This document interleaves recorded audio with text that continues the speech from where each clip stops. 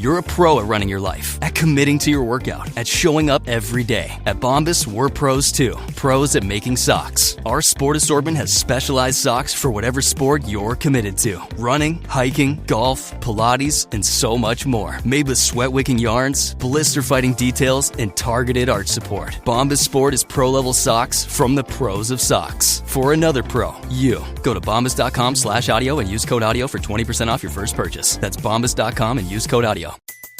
Dear McDonald's, your breakfast menu? Fire. 10s across the board. I could be happy with anything, even though I order the same thing every time. Thanks for not judging me. I'll try something new next time. Maybe. Score a 2 for $5 deal on a sausage McMuffin with egg and more. Limited time only. Price and participation may vary. Cannot be combined with any other offer. Single item at regular price. Ba-da-ba-ba-ba. Build something you can be proud of. There's something incredibly satisfying about learning something new and actually watching your progress build over time. That's what I love about Rosetta Stone. You don't have to dive in for hours. You start small, fit lessons into your day, and suddenly you're understanding more than you thought you would. Rosetta Stone has been the trusted leader in language learning for over 30 years, and their immersive, intuitive method really stands out. There's no memorizing random vocabulary lists and no feeling lost. You learn naturally, starting with words, building to phrases, and then full sentences, without English translations, so it actually sticks. Plus, Rosetta Stone offers 25 languages, from Spanish and French to German and Japanese, all designed for long-term retention. Don't wait. Unlock your language learning potential now. Listeners of this podcast can grab Rosetta Stone's lifetime membership for 50% off. That's unlimited access to 25 language courses for life. Visit rosettastone.com/rs10 to get started and claim your 50% off today. Go to rosettastone.com/rs10 and start learning today. From the Accident Recovery Team Traffic Center, don't worry about me, I called ART. Traffic. No major problems. Just some construction delays on Southeast Boulevard northbound at 31st Street. Give yourself a few extra minutes.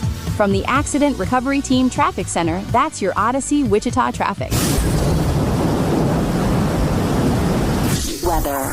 Mostly sunny skies this morning will turn partly cloudy this afternoon. Breezy and much warmer. A high of 68. Southwest winds 15 to 25 and gusty. Back over to mostly clear tonight. 37 is the low. Becoming partly cloudy. Continued warm on Wednesday. High 67. We'll see a little bit of rain on Wednesday night. Then sunshine and 63 on Thursday. That's your forecast from Storm Team 12. I'm meteorologist Jake Dunn. 80 million listeners depend on AM radio to always be on, delivering news, sports, talk, traffic, and weather reports you can trust.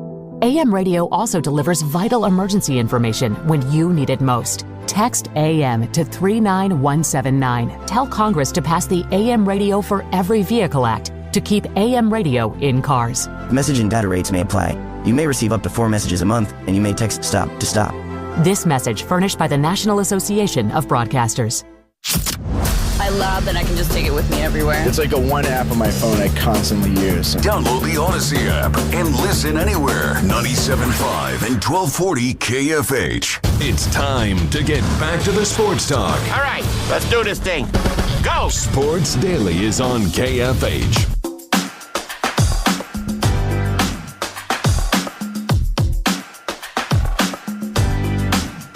All right, welcome back here, everybody, to Sports Daily. Glad to be here with you on a Tuesday, following a big Monday, a big night of college basketball. Darryn Peterson did get a chance to talk after the game. You know, that's been something I think a lot of people have pointed to lately is, maybe Peterson can help some of this stuff and some of the narrative by just talking about it. Talk through it. Talk about what it's been like trying to go through it.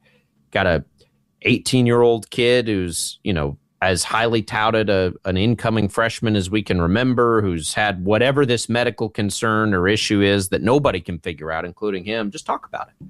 So the more he does that, I think probably the more it helps his case. I was glad to see him talk after the game last night, Paul. Nothing that's headline stealing or grabbing or anything else. Just get him out there. Let him play through it. Let people get to know him a little bit. Most people just sigh of relief, and this is just human nature, Jacob. It's nothing special. Sigh of relief. He played the whole game. Didn't take himself out, and that's a good sign. Going into conference play. Came back on at the end of the game, Paul, when the game was in control. They didn't have to have him out there. And a sigh of relief, I think, is at the end of the day. It tells you that he didn't have the physical ailment that's been, that's been holding him back. I don't know that that's what tells us. It tells us that it's better. And I'm not going to say it was or wasn't, but I get your point. It was better last night. Yeah, it was better last night. And he played. That was a good sign. I think everybody agrees. And I'll tell you what, you and I aren't the first guys to point that out, by the way. That's look, it's been confusing. It's been challenging. It's been annoying, quite frankly. Now the national media have caught up to, as the NBA draft gets a little closer, and we're getting closer to March Madness, and college basketball is making its way through the hot take shows and the discussion shows. It's become a big topic of conversation that we've been having at the local level since November, since October. What's going on here? Yeah, and this is probably his agent. And it's a lot of noise.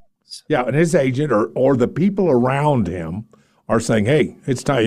You can't pull this stuff. I mean, let's face it. He's got a lot of heat over stuff, though, I don't think, Paul. I think that's the point. Oh, do you? I legitimately he's got a cramping issue that he's not going to play through. And I know people on the show have heard me say this a million times. He's got a cramping issue that he's not going to play through. And the hope is that the cramping issue is done. And last night, at least, we saw it. The game before that, Cincinnati, we saw it. But Oklahoma State in the second half, he had to go out. So, we're sitting there and we're just watching and waiting and hoping that it can consistently not have to do it. Well, but you understand why people go, they see a game where he goes out, 17 minutes left in regulation. Let me think about that. Going out at this time, you understand. You understand what that pause is about, don't you? Oh, absolutely. Paul. And I also understand why people that haven't been watching it closely all year are now jumping into the foray with an opinion on it. And a lot have. Because you can look on paper and you can see this and you can see him checking out and you can say, oh, man, you can see his peers saying, if they need me to play 40 minutes, I'm going to play 40 minutes. All of these things, you can see it. And if you weren't trying to follow it on literally a day-to-day basis with this team, that's the easy assumption. It's the assumption for a lot of people, even that have been following it every day. Let me give it's you not my assumption. Yeah, let me give you. But I understand it. Let me give you one of the reasons why I think everything that he says is real. In fact, that the problems that he have, it's not contrite, it's not made up, it's not dogging it, as one might say.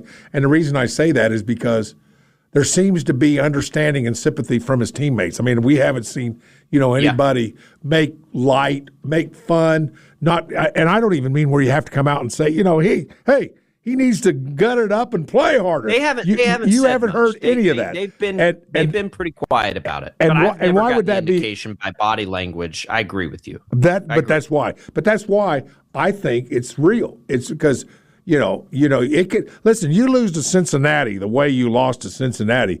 It would be easy for players of the University of Kansas to lash out at somebody. Find that reason. What happened? Why? What went wrong? That whole thing. And that's why I think this is a real deal. Now, it's got to be accounted for. And there's a lot of people that haven't thought that. Listen, Peterson has gotten a lot of heat from national guys over the course of the last 2 weeks.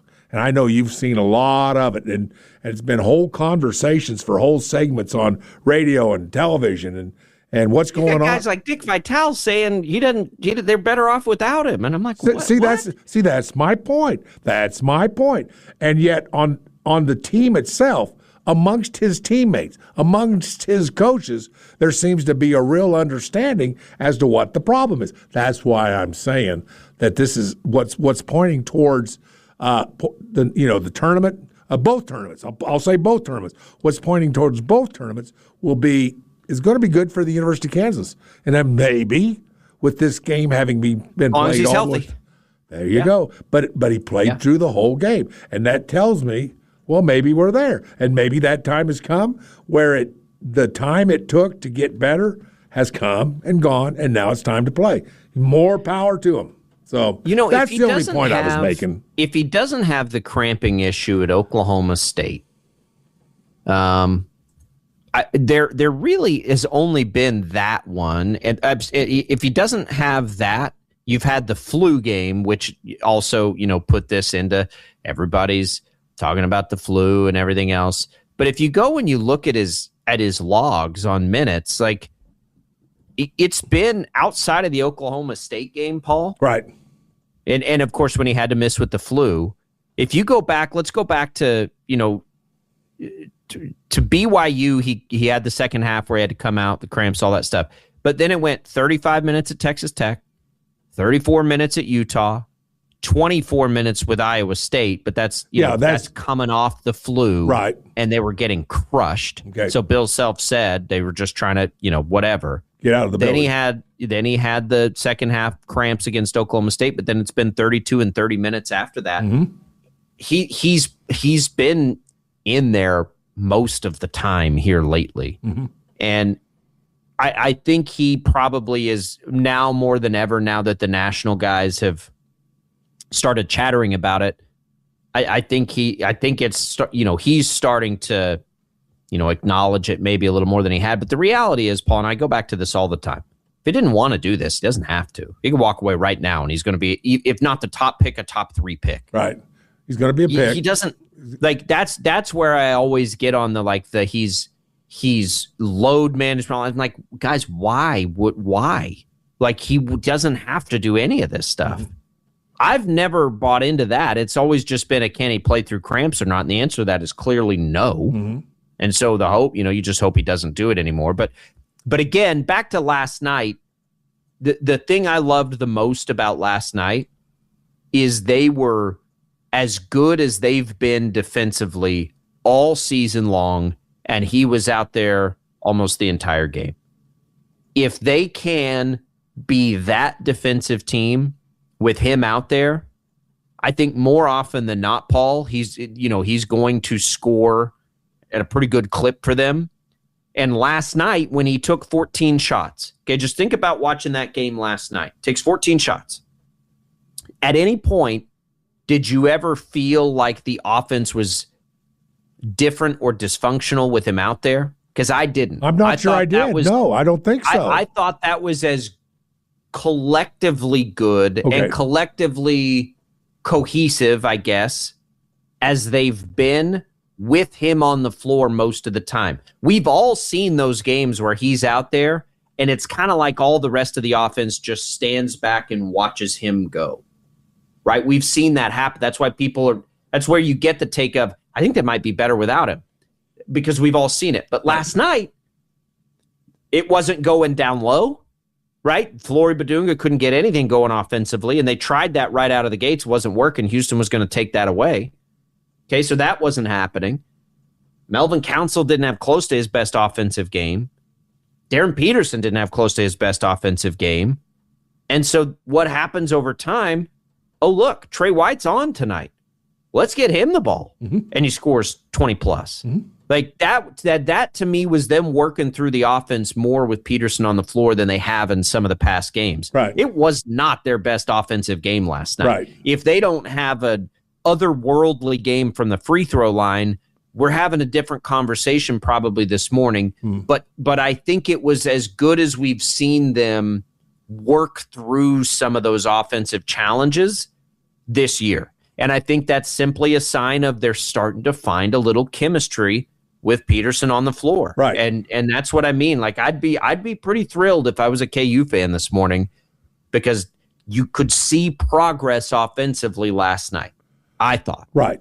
Well, when Peterson's on the floor, I mean, that changes the way you defend.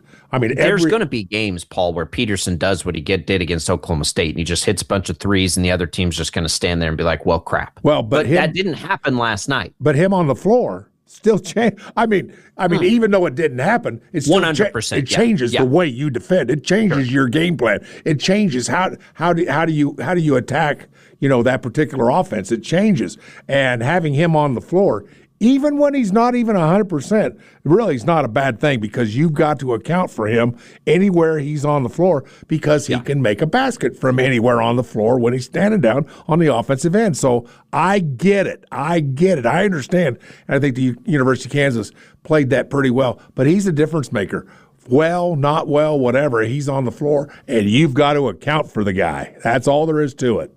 And he's out there again, back to the top of the show, he's out there for 30-plus, and they have their best defensive game of the year. That has always been the concern for me. Yeah, you can win some basketball games. Yeah. Let the defense raise the floor for this team. I got you.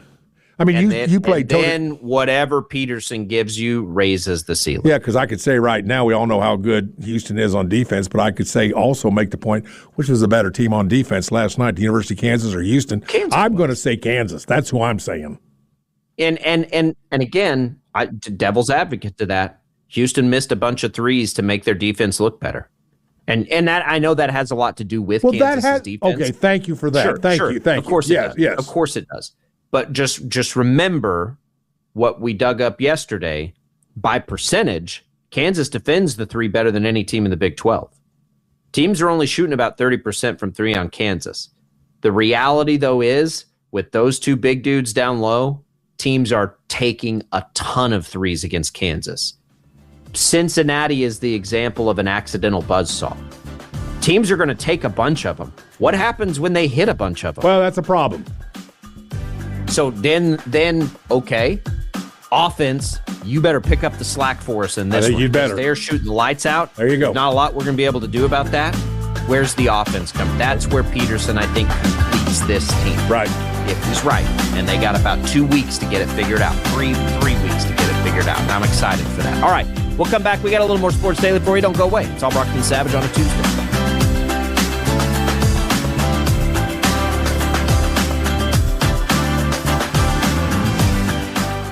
Presented by T-Mobile, the official wireless partner of Odyssey Sports. With an awesome network and great savings, there's never been a better time to join T-Mobile. Visit your neighborhood store to make the switch today. Some places take you away. Some bring you together. Marathon does both. Marathon is Florida's family key, with something for everyone. You'll find museums and wildlife refuges, wide open beaches, miles of warm, clear water, and the historic 7-Mile Bridge. For more about Marathon, visit flakeys.com/marathon. Hey, this is Richard Deitch, the host of the Sports Media Podcast. If you're interested in what's happening with all the places where you consume sports, the Sports Media Podcast has you covered. I've been turning down interviews all week. Coda Copy reached out, Oprah, George Stephanopoulos. So I said no. I was booked on the Deitch podcast before the Taylor Swift phenomenon. I must live up to my responsibility. Listen wherever you get your podcasts.